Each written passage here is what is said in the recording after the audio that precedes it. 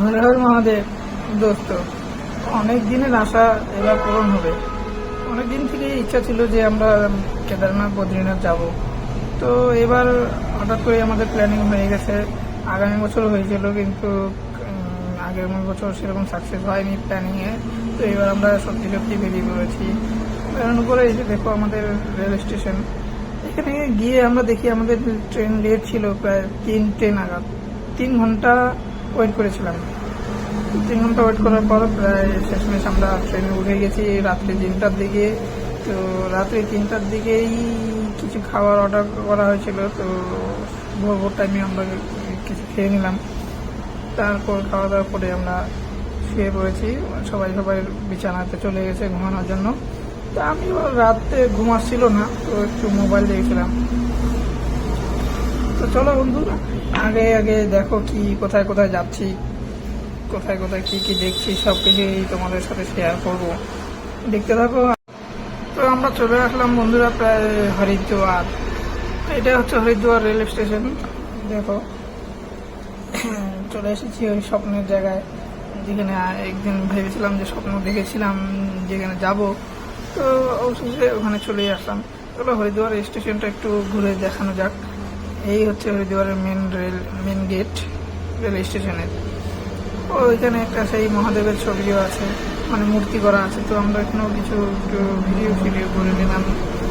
তোমরা যদি আসো, তোমরা অবশ্যই এখানে আসো। আর এটা হচ্ছে হরিদ্বারের ঘাট, গঙ্গা ঘাট, যেখানে সবাই গঙ্গা স্নান করতে আসে। এখানে আমাদের সন্ধ্যা হয়ে গেছে প্রায়। তো সন্ধ্যা আরতিও হচ্ছিল। তো আমরা ভাবলাম যে একটু সন্ধ্যা আরতিও দেখে নিই। তারপরের দিন সকাল সকাল বেরিয়ে পড়েছিলাম আমরা। এটা হচ্ছে বদ্রীনাথের রাস্তা।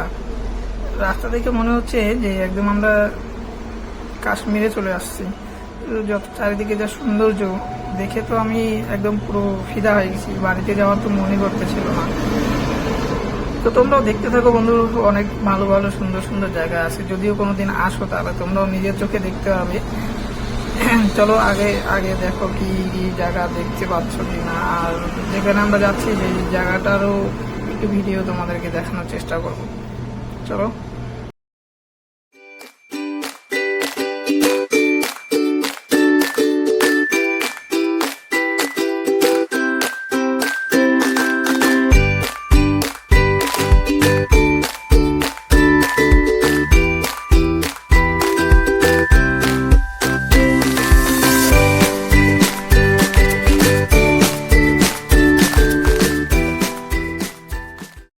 কেমন লাগবে বন্ধুরা?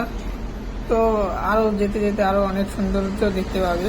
তো দেখতে থাকো, আরও চেষ্টা করবো ভালো করে দেখানোর। তো এটা হচ্ছে বদ্রীনাথে যাওয়ার পথে রাস্তায় পড়ে। তো আমরা রাস্তার মাঝখানে একটু জায়গায় দাঁড়িয়েছিলাম, কারণ আমাদের গাড়ি প্রচুর হিট হয়ে গেছিলো। তো দাঁড়ানোর সাথে সাথে আমরা কিছু 2-3টি ফটো তুলে নিলাম সবাই মিলে।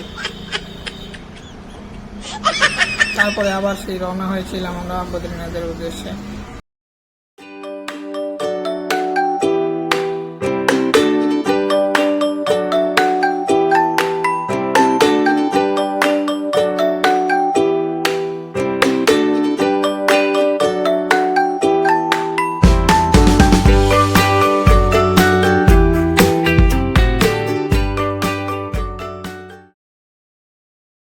বন্ধুরা, আমরা চলে এসেছি প্রায়।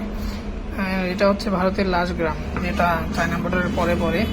এখানে লেখাও আছে। এই গ্রামে আমাদের যাওয়ার খুব ইচ্ছা ছিল, কিন্তু এবারের সময় খুব কম, তার জন্য আমরা যেতে পারছি না। যদি নেক্সট টাইম কোনো দিন আসি তাহলে অবশ্যই যাব। আর এখন দেখো আমাদের সেই বদ্রীনাথ ধাম, যেখানে আসার উদ্দেশ্যে আমরা এসেছিলাম এখানে। তো তোমরাও দেখো সেই বদ্রীনাথের সৌন্দর্য। আর এখানে দর্শন করার জন্য আমরা লাইন দাঁড়িয়েছিলাম, প্রায় 4 কিলোমিটার দূরত্বের লাইন। সেটা আমাদের পূরণ করতে প্রায় 7 ঘন্টা লেগে গেছিলো। দুপুরে লাইন দিয়েছিলাম, রাত্রি 8টার দিকে আমরা এখানে দর্শন করতে পেরেছি। তো দেখো বন্ধুরা, তোমরা আগামী যদি তোমরাও আসতে পারো কোনো দিন।